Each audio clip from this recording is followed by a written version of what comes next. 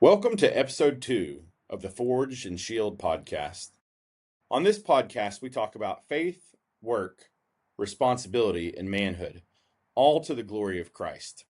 I'm BD Fleming, And I'm Victor Oquendo. and today we're going to talk about how to get out of a rut. Now, have you ever looked at your life and saw yourself just going through the motions and realized, I haven't changed in forever? In fact, I can't even remember the last time a day was really different for me.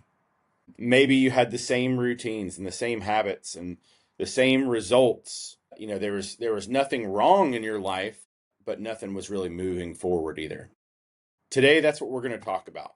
But first, Vic, how you doing, man? I'm doing great. Doing great. Just got out of a rut. Just got out of a rut. That's great. At least you're out. I'm still in, bro. No, I'm doing Oh good. I'm man. doing good. Doing good this Tuesday night. Long day. Yeah. It has been a long day. We have been messaging back and forth today, and we were planning on recording at like 6 o'clock, and every single time we talked, it kept getting pushed back and back and back, and that's because uh, life is real, man. Yeah. Stuff's Yeah. always going on. What was going on in your world today? Yeah. So it's starting to heat up outside. So when it heats up, I mean, for me, every winter and off season, we do everything we can to just be ready. And then when that hits, we're like, you know, not ready. I mean, to an extent, it's just so much at one time, right? So um just trying to help coordinate the guys and problem calls and Yeah. after hours scheduling and so forth. So Did you guys get a new van today? yeah, so we Or got did- we got a new van, new Transit 250, and also a new truck. So the comfort advisor, we're pulling him out of his little, we call it the popper. You know, he sits in the Yeah. van and it vibrates, and so Yeah, yeah. he's trying to like follow up with the customer and you know. So we got him a brand new hybrid truck. The thing's sweet. It's like half electric, half gas. So Nice. it's Okay. yeah. And then we got the Transit. So they're both going to the wrap shop and Yeah. yeah. So Good that's things. part. I mean, that's part of what was busy. I'm sure is just Yeah. Oh managing yeah. all that while you've got the calls going on and Yeah. everything. Yeah. Yeah. So for me, I had regular 9 to 5, but the 9 to 5 extended to 6, and then I had an elders meeting. That took an hour and a half or so. Actually, maybe closer to 2 hours. I had a lot of stuff to cover, and then my wife and your wife, I think, probably are both at the same meeting tonight. And then so had the kids, got to dinner, helped study for a test. Um, and then of course we get on here and having some technical difficulties. Every single time I was talking, I had a lisp. I couldn't stop laughing. Yeah, That we was couldn't hilarious. record because Vic could not stop laughing because every time I talked, I Yeah. sounded like well, I wanted to say it. You can't say it. You can't say it. It was funny though. And Yeah, I thought you were joking with me seriously, and then come to find out he wasn't joking. I So was it not was joking. The I think it was a loose cord. So yeah. either way, let's jump into it, dude. So I'm going to tell you about a time when I was in a rut. And when I say rut, the way that I define that is nothing is necessarily wrong, but nothing's necessarily right either. Like there's no growth, there's no forward momentum, and so you're sort of in the routine, and you kind of look up from the routine, and you're like, what am I doing? Whether it's a big one like a midlife crisis or something like that, or whether it's a small one. But I'll give you an example. About 2 years ago, I've been in the same job for a couple years. We had adopted our girls about 2 years before that, and we had sort of gotten into like rhythm with them. School. We started homeschooling and everything like that. And I was just starting to find myself, and maybe it was because I was like 38 at the time. I was starting to find myself feeling like I needed something more. Not like from relationships or anything like that. My wife and I have been married for 19 years this year. We've been together for like 23 or 24. And so it wasn't anything like that, but I needed something to strive for, something Mhm. to build, something to grow. And so that's where I started writing. And I started the old Forge Press, and I really needed something. I was paying the bills, I was doing the work, but I was in a routine and I wasn't building anything, and I didn't have anything that would create like a legacy. And so it just, nothing seemed intentional. And it was almost like I lacked sort of a clear direction. So I sort of think of rut as maintenance mode on life. Does that Yeah. make sense? Yeah, settling in a sense. Yeah, settling, but like I said, nothing's wrong, Right. but nothing's necessarily right either. Right. Does that make sense? Yeah. Yeah. So it's So, left. yeah. Yeah. So you had any times like that? Yeah, absolutely. I mean, so I would say uh for a long time I sat in a rut. So it almost is like, you get up and you just go through the motions. Whether it's a job, a job, and I say it like that in a blatant way because it's a job. Like you get up, oh, gotta go to Job. work. Right. Right. Job. Yep. Um, same paychecks coming. We're doing the same thing. It's the weekend. We're watching a movie. Like just in a rut in a sense that you don't have something to look forward to. So yeah, I Hmm. mean, I definitely lived in a rut for many, many years. Yeah. Well, at some point, I want to get to talking about like how we got out. But before we do that, um, I'm going to make a couple points. So, how to know if you're in a rut is kind of where I'm going with this. So, at some point, if nothing new is being asked of you, right? Like you're doing great at your job, you've excelled at it, and you've kind of gotten to the point where you're on autopilot, right? That's one of the ways that men get stuck. Another one is that there's no pressure to grow. So, like when you think about becoming a dad, right? There's a lot of pressure. When you think about becoming a husband, there's a lot of pressure to succeed, to fill those roles, right? But at some point, you kind of just don't have any pressure, and you don't put yourself in situations to feel that pressure. Yeah. Um, I know, for instance, we both, as I mentioned in episode one, we attend the same church. I'm an elder at our church, and that to me was a big growth thing. Like I had to put myself out there. I'm not usually a guy that's out in front. I'm a strategy guy, so I'm a thinker. Like I like to be behind the scenes, making things happen, but Mhm. I'm not an out front guy normally. And Yeah. so I've put myself out there a lot in the last year, especially just to force myself to grow beyond what I was doing because it's really easy to get in that rut. Yeah. Yeah, that's a great point. So, and for me, it's funny. A lot of people like, Vic, you're so humble of a guy, and I hear this pretty often, right? So you're a humble guy, and you're still in the same small house. And now I'm not rich by any means. I don't want anybody to think I'm rich, but what I'm saying is, for what I do, they say, "How are you so humble? You're still driving the same uh, boat you've had for 10 years." And so for me, what I found is if I keep myself broke in an instance, like we have a good time, we eat well and stuff, but if I keep myself broke, it makes me feel like I have something to get up and strive for when it comes Yeah. to making money. So I get what you're saying there.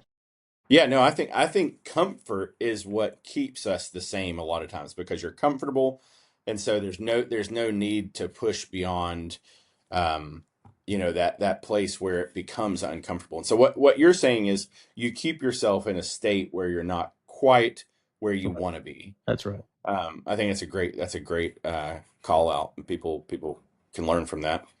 Um, another one is just like no clear direction, nothing that you're working towards. You don't have any goals. You don't have any. I think you and I talked maybe a couple months ago about like vision boards. For a Hmm. long time, I was like, man, vision boards are stupid. Like, but this year I put one out there, not out like publicly or anything like that. But I was like, man, I just need something visual that Yeah. I'm looking at from my desk every day to remind myself this is what I'm working towards. Hmm. And so I think if you don't have clear direction, and you don't know what you're building, you'll settle for just maintaining. Yeah. Yeah, so and do you keep this vision board on your wall? Is it like to Yeah, where you can see yeah. everything? So like, yeah, Yeah. it's basically like catty corner to. I have two different desks in my office where I do different things. I write at one desk, I'm doing work at another desk, and so I it's sort of in between the two. So no matter which one I'm at, I can see it. Yeah. That's good. And it's got it's got family goals, fitness goals, business goals, church goals, just religious and spiritual type stuff. So I want to keep that at the forefront of my mind because I've found that when I don't have that direction, it's really easy to slip up and just kind of settle. Absolutely. Yeah, so I'm totally with you on that. About a year ago, I thought, these vision boards were like, somebody trying to like, what do you call it? Like Manifestation? Is that manifest, so? manifest Yeah, something. yeah, Yeah. yeah, like I'm Yeah. trying to manifest what I see on my vision board and stuff, and Yeah. for Yeah. me, Yeah. Yeah. I'm like, "Bro, like, manifest, like, get out of bed and go do something if you like, Yeah. manifest Go like, what do you work. mean Yeah. manifest? Yeah, go work or what, Yeah. because usually they'll have, like, nice cars, nice house, and so it's like if you're trying to manifest something, you have to go do something, right? So for me, once I found out you're not manifesting, like it's not about manifestation, it's more about like you said, you're looking at it's a goal you want to achieve. Yeah. Maybe Visual goal a setting visual is the kind goal of the way I setting. look at it. Yeah, Yeah. so I think they're great. I think a vision board's great. I'm going to give you another one though. You ready for this one? I Yeah. think I think this will people will relate to this. I think a fourth way. So let me recap. What I've said is when life stops requiring more from you, you can get into a rut. When comfort becomes the default, and when there's no clear direction. But the fourth one I'm going to throw out there is distractions, and I'm really talking about phones, Mhm. social media, doom scrolling, right? We have a term for that because it's so prevalent that, and here's what I'm thinking, okay? Tell me where I'm off. Distraction is what keeps us from realizing that the rut we're in is actually a problem. Yeah, oh yeah, 100%. I mean, yeah, because you know, you're just so busy and focused on that distraction. And I don't know what you just said. What do you call it? Doom scrolling? Is that what you call Doom it? scrolling, you never I've heard of that? never That's where you're doing never like the you're just reels or like, the TikToks or the whatever where you just I see. bro, they make listen to this. I found this out. Didn't even know this was a thing. But I was looking, I had to preach recently and I wanted to have like a scrolling thing or like almost like one of those like they call them air mouses is what they Yeah, call them. yeah, you To be can able to take hold over. yeah. Yeah, Yeah, but not like a pointer like that you would use for like PowerPoint presentation, but to scroll down a document, okay? gotcha. To go through my notes. And I found out that they literally make these things to go on your finger that you can scroll for TikTok. So that way Wow. you don't have to actually reach up and touch your phone. That's how lazy we've gotten. They That's make a unreal. device to That's unreal. scroll without having to touch your phone. That Yeah, people are so sitting there that long and scrolling on them. yeah, yeah, and it's wild. So when I hear stuff like that and think stuff like that, you've got people, whoever invented that, what you're talking about, probably made a Oh, few $1,000,000 off yeah. something like Yeah. that. And so they're taking a distraction and capitalizing on, they're not distracted. They're coming out with something to keep you distracted. And so, The yeah, guy that wasn't in a rut is taking advantage of the guy that is in the rut that's and right. making money off of him. That's right. Right? And that's a great point. So what's the turning point then? At some point you've got to face, okay, nothing's changing. What do I do? Yeah, so Right? I think something like that. I mean, the turning point's always gonna be like something catastrophic, right? Like, Okay. when I smoked cigarettes, for example, I smoked cigarettes Yeah. for years, and so for me, I got really sick one day, and so I'm like, every time I got sick, I'm like, "Get some cigarettes." I know some cigarette because I would be sick and I'd smoke a cigarette and I'd feel worse, and so, Oh, you're either fed up, you're over it, you wanna see a change, and, you make that change. I think that's the turning point for me anyways.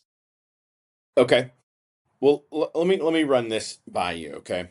Something that I put down on paper as I was preparing for this was whatever you are not changing, you are choosing, right? So to not change is a choice. Does that Yeah. make sense? Oh, yeah, absolutely. And look, I'm preaching to myself here because there are things that I've wanted to change about myself that I haven't.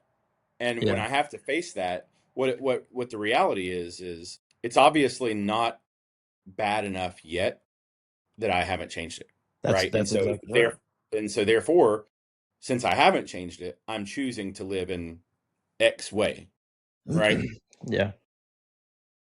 Yeah, Um, and I mean, something like that could be just like, I'm not getting enough sleep, I wanna get more sleep at night. yeah, that's And right. so, you end up really sick because you're not getting enough sleep, and that's a real thing. I've heard something of Hmm. that nature.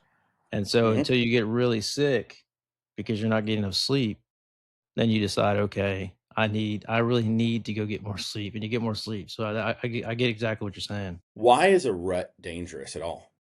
Like if nothing's broken, why is it dangerous to be in a rut I think you from your can perspective? I mean, for me, I think you can lose your edge, Yeah. you can lose that sharpness of the pencil that you have just Mm. because you're in that rut and you're just so used to being in that rut. So you become passive, Mm, and gosh. Yeah.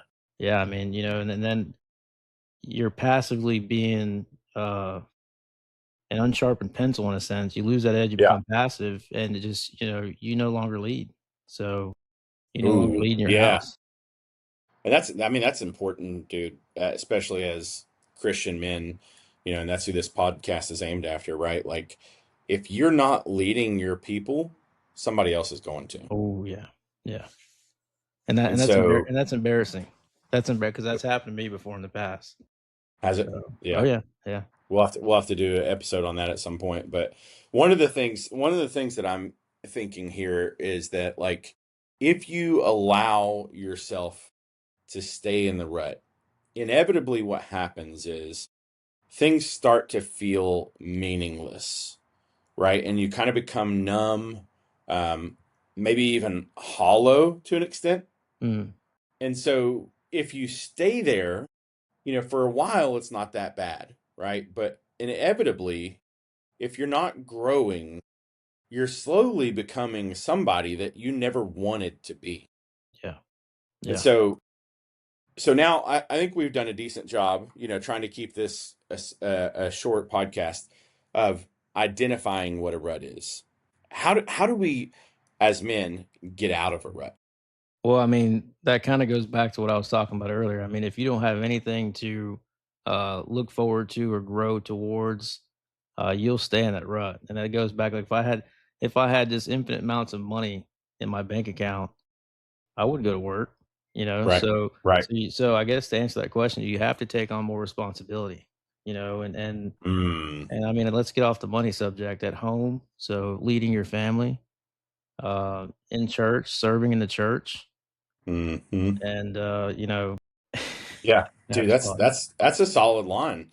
Take on more responsibility, right? Like I think that is, and that's exactly what I was saying. I didn't put it in those terms, but Yeah, when I was saying that I was in a rut, I had to put myself out there, right? I had to take on new responsibilities because inevitably I found that I was just too comfortable and I needed something to stretch me. And yeah, so I didn't even put it in the terms like that to take on responsibility, but that's exactly what I was doing. You're essentially breaking the pattern, yeah, right? So you've got this same schedule, you've got all these same distractions.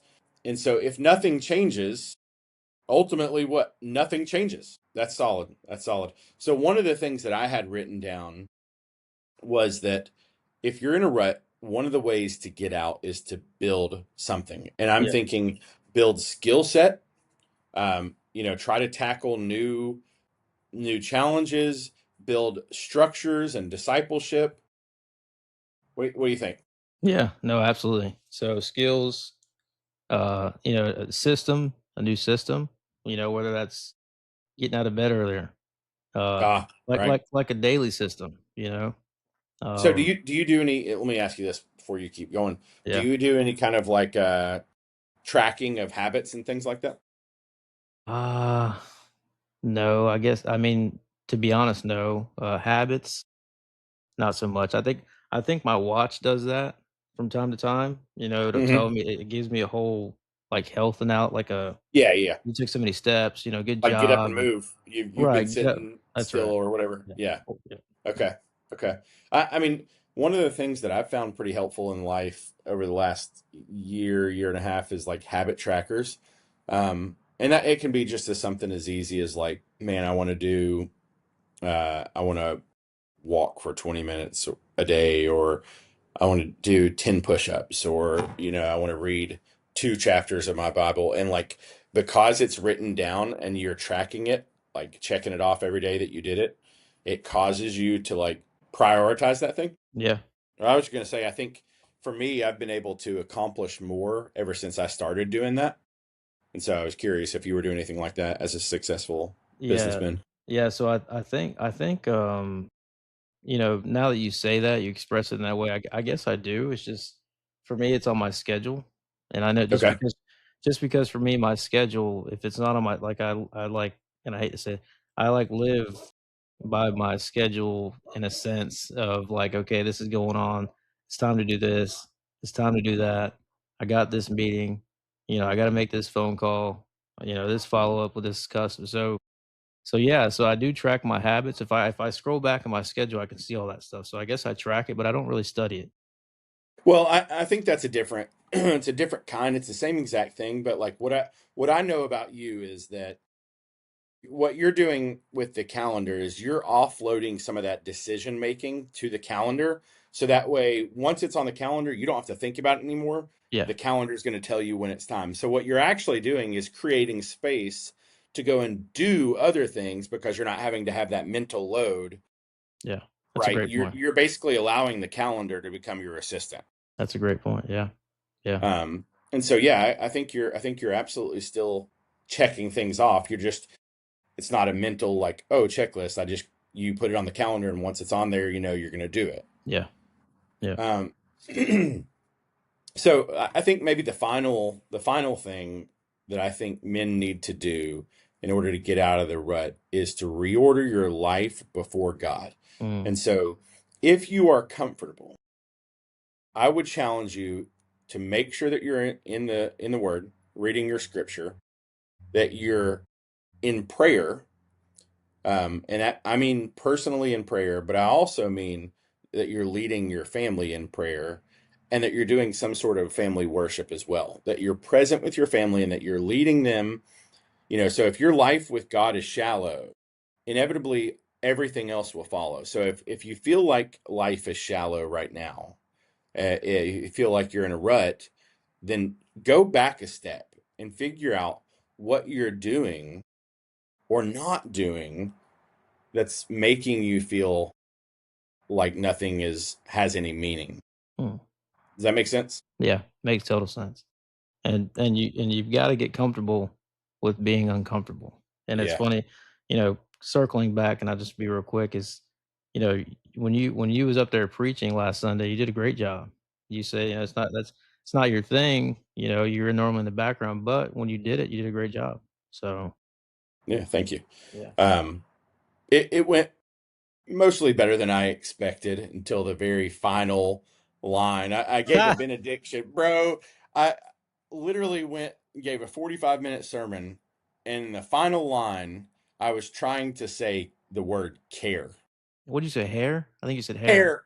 I said rest in God's care, and it came out as rest in God's hair. And I had like 14 messages like, hey, listen, I'm resting in God's hair today. That is epic. That's great. uh, That's so great. that's like what you call fumbling on the 1 yard line, bro. Yeah, yeah. I mean, you picked the ball up and you ran with it again, though, so you did good. You did good. It's That hard. I It's had it's all kinds of mic troubles too. But that's just the nature of yeah, technology, I guess. But yeah. all right, so look, here's the deal. If you feel like you're stuck, don't overcomplicate it, okay? Do a couple things that we've talked about here. Maybe do some things like get your body under discipline. Like, what are you doing? Are you working out? Are you moving? If you're not, do that. How are you doing at work? Are you kind of just coasting? If you are, then take on additional tasks this week. If you're not leading at home, start leading at home. Um, what am I missing, Vic? Anything else? Yeah. So major distractions. So if you're distracted, whether it's what do you call it? Binge scrolling. What do you Doom call it? scrolling. You know Doom what? Binge scrolling. scrolling is good too. I like that. Yeah, if you're doom scrolling and you're distracted, you know, you can still scroll, but minimize that, you know. And I think the biggest thing is going to be taking responsibility for something new. You know, if Mm. you're in the rut, find something new that you can, in my in my world, put it on the schedule. You know, Yeah, that's or right. like Put it on the calendar. put it on the calendar and tackle that every day. It give you something to jump out of bed for. I like that. I like that. Well, here's what I would say, man. If uh, if a rut feels like it's okay, or if you don't even know you're in a rut, maybe I should say it that way. If you don't even realize you're in a rut and you're hearing this and you go, they're sort of diagnosing something that I've been feeling, but I didn't even put it together that that's what it was, then you need to remember that whatever you are not changing, you are choosing, right? And so a rut feels safe because nothing's breaking. But also, as I mentioned earlier, nothing's growing either.